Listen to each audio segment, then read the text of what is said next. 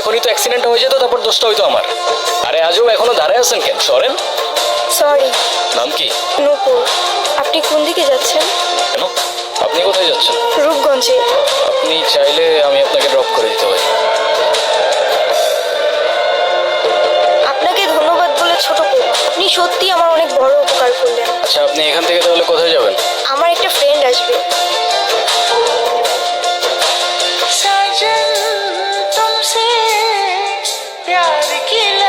আমার মা দেখলে আপনার মেলা খুশি হবে। ওই, সমস্যা কি তোর? ওরা ডিস্টার্ব করতেছিস কেন? তুই আমার কলার ধরছিস কেন? এইটা আপনার ফ্রেন্ড, ওর জন্য আসছিলেন? না, উনি আমাকে অনেকক্ষণ ধরে বিরক্ত করতেছে। এই বউ, এটা কে?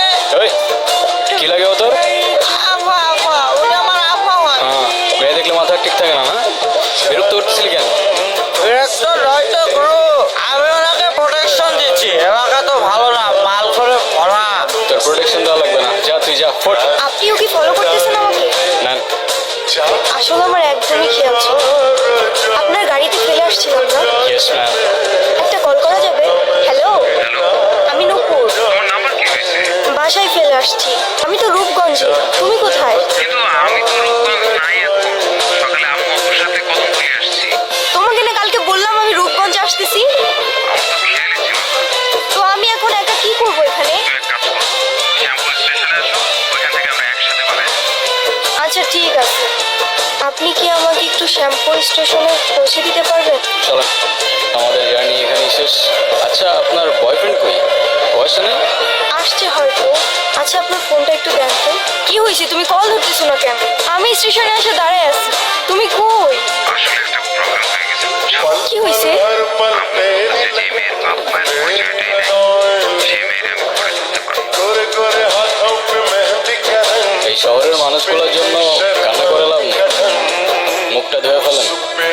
আর পারলে সাথে নিজের কষ্টগুলো মুছে ফেলেন। বলছিলাম না, আজকাল মানুষের 2 দিনে ভালোবাসা হয়, 3 দিনে পালাই গিয়ে 4 দিনে ডিভোর্স হয়ে যায়।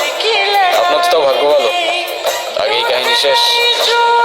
আচ্ছা আমার সাথে বারবার কেন এমন করতে পারেন?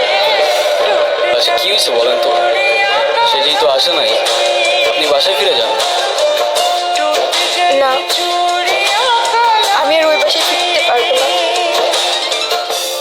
আর কখনো ফিরতে চাই না। ফিরতে চান না মানে? ঠিক বুঝতে পারলাম না। মা বাবা হারানোর পর আমি আমার মামা বাড়িতেই বড় হয়েছি। মা বাবার ভালোবাসাটা কি সেটা আমি কখনোই বুঝে উঠিনি।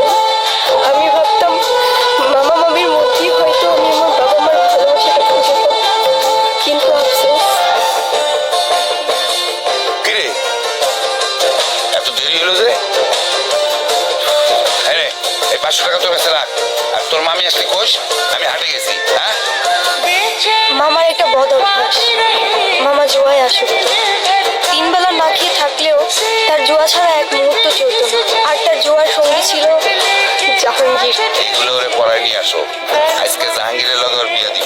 কি কর মাইয়া ডরে তো কিছুই কর নাই। কেন ওরে পাওয়া লাগবো কেন? বেশি কথা বাড়ানো তো। যাও, রেডি করে নিয়ে আসো, যাও। তোর মামার আমার জীবনটা নষ্ট করছে, এখন তোর জীবনটা নষ্ট করবে। শুনছি 7-8টা বউ আছে, সংসার করতে পারে না। তোরে না একটা পোলায় ভালোবাসে, এই পোলাটারে কল দিয়া পোলাটার সাথে পালায় যা। তোর জীবনটা নষ্ট করিস না। ও নাকি আমাকে অনেক ভালোবাসে, আমার জন্য সব কিছু করতে পারবে। ওর কথাগুলো শুনলে মনে হতো পৃথিবীতে অন্তত কেউ একজন আছে যে আমাকে সত্যিকারের ভালোবাসে। আর যখন কাঁধে দায়িত্বটা পড়লো, সেই ভালোবাসা জানালা দিয়ে পালাই গেল, তাই তো? আমি তোমাকে ভালোবাসি। শুধু এই 3টা শব্দ বলে দিলেই তো আর ভালোবাসা হয়ে যায় না। সারা জীবন পাশে থেকে দায়িত্বটা কাঁধে নিয়ে তারপর ভালোবাসাটা প্রমাণ